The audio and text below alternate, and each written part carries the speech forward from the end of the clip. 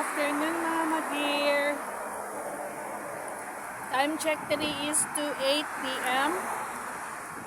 Nagabackline ako, gikan ko dito sa hotel. Kaduhan na ako ni nga baklay. Kay katong Wednesday, nagbaklay man ko pa uli. Karon sayo po ko nahuman. Supposed to be alas 3 pag yunta ako ang outbound. Wala naman tayo buhaton, so nahinay na tag-uli no. Baklay ta para mas makatipid ta og pamasahe. Walay init karon. Salamat. Madili kayo hassle lang magbaklay.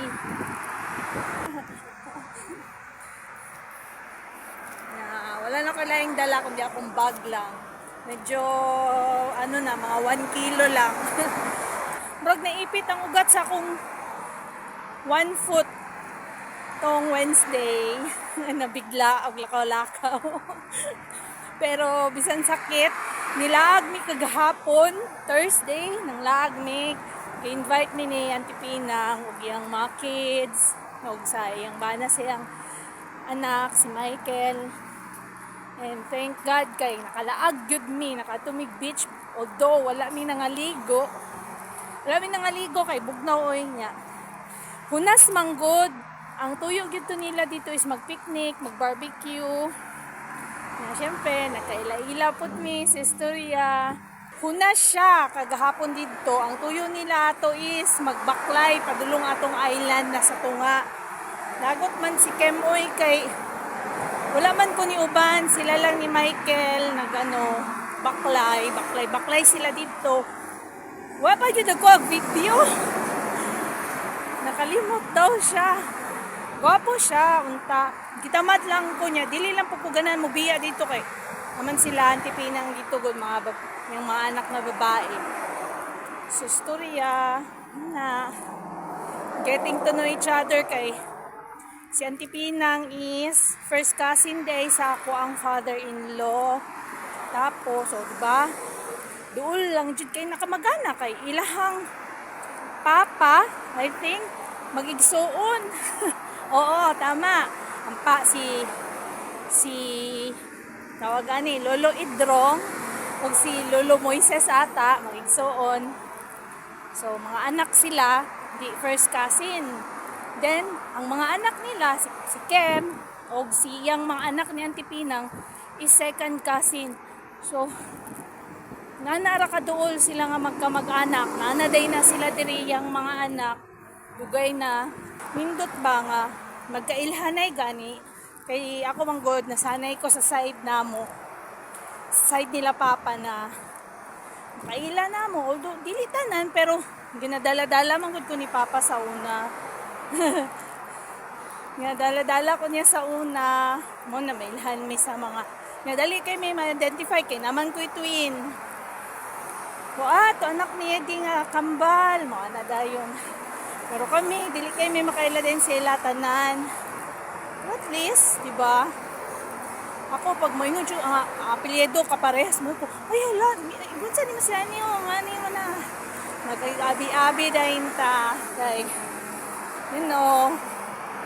pamilya good, di ba?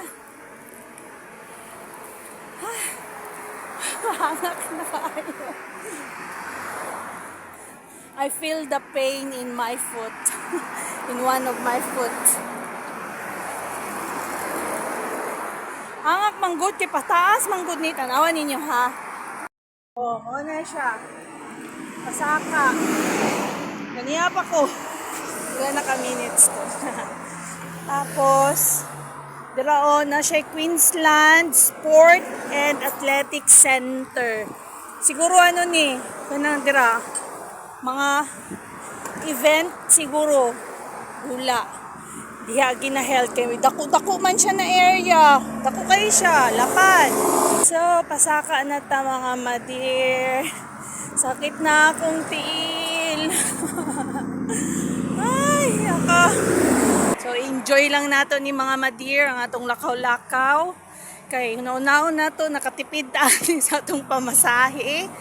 Muna lisod kayo din mga madir. mga sisidir sa mga nangandoy din ha nga moadtog abroad like diri sa Australia.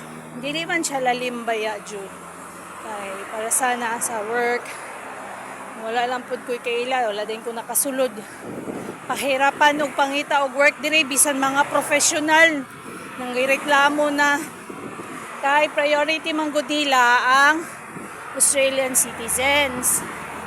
Karon kung dili ka citizen, double time jud ka sa pagpangita og work. Kung na kay makaila, magpa-recommend, much better kay para makasulod ka dayon. Yung na naton hitabo sa kuha. So, thankful lang ta guys kay kigay ta sa Ginoo natay instrument ba no na nakaila namo sa balay like si tong taga-Tagum mga estudyante si Jao pag ito siya unexpected kay kayang kuya asawa sa ako ang classmate. What a small world, no? Yun na siya. So gabi si Lord nakalihok sa ato ang kinabuhi mga madir. Thankful and grateful kay ko despite sa tanang mga pagsulay nga ginapagdaanan namo, napagdaanan o ginapagdaanan pa hangtod karon.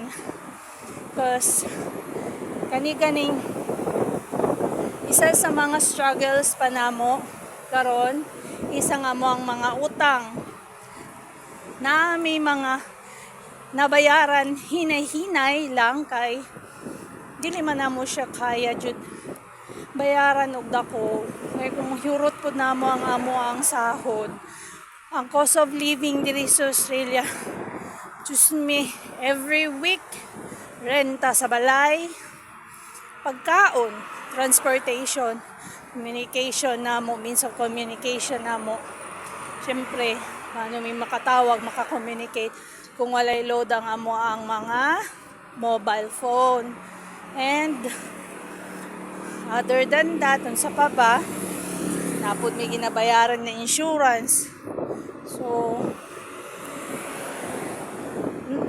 sabtan lang mi sa uban na dili po sayon ang nasa layo labi na layo pa mi sa among mga anak mo na number 1 ako ang ginabit-bit sa akong kasing-kasing mga madir mga sisidir mo na ako pinaka isa sa ginabit-bit sa akong kasing-kasing na kung siguro magpa-apekto lang ko nga kung siguro magpa-apekto lang jud ko nga sige kog isip sa akong mga anak sige kog kaguol maya nay mag-chat mami mao na ay nako kabalo lang jud mo gina-pray na lang nako na tanan ay gina-pray lang nako na sa Ginoo tanan as I start my day every day and as before I go to bed I make sure na mag-pray jud ko mo sangpit jud ko sa Ginoo kay wala ko diri karon kung dili tungod sa Ginoo and dili tungod kay Kem number 1 jud si Lord gamit lang sa Ginoong instrumento si Kem akong husband nga makaari diri sa Australia tungod nakita ni Lord na naay mayong kaugmaon diri puhon ang among pamilya so instrument lang pud mi sa among mga anak ug sa uban pa kanitanan nga nakaabot mi diri sa Australia gikan ni grasya gikan sa Ginoo para sa amoa o kinsa pa man ang nakatagan sa grasya sa Ginoo enjoy lang nako ang time ang akong adlaw-adlaw yes I know na ginabuhat ang Ginoo nagalihok ang Ginoo na para sa amoa and like I said nga mga utang mabayaran lang lagi na Not for now, all of you kay dili gyud namo kaya bayaran tanan karon tungod ang amo ang visa is not stable pa. Dili pa po stable ang among visa sa akong husband, not unless he will get his 482 or what we call the skilled worker visa.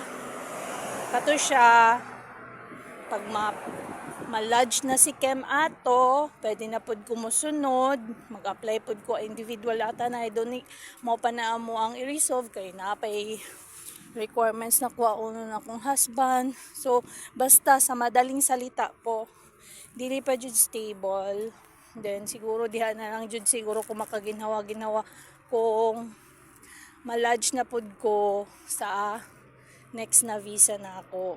So kung dili ko ma-lodge, mao na siya ingon nga uli tag Pilipinas. So mao nang syempre ako gusto ko mag-uli sa Pilipinas, magbakasyon or nalay important na tuyo. Dili kay para balik na di nakabalik diri. Mao na siya. So I'm praying for that kay Lord. Gina-pray jud na nako. Pray na ako na sa Ginoo nga maging stable na ang tanan.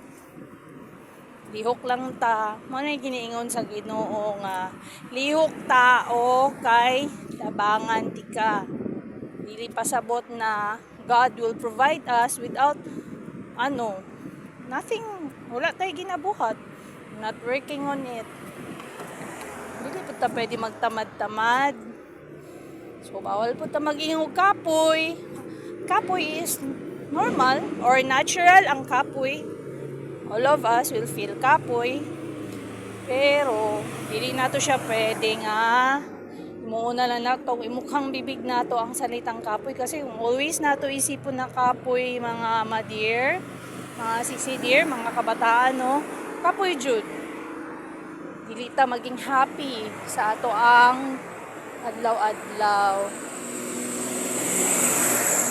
Dul na lang kita. Sa murag na siya. Halfway.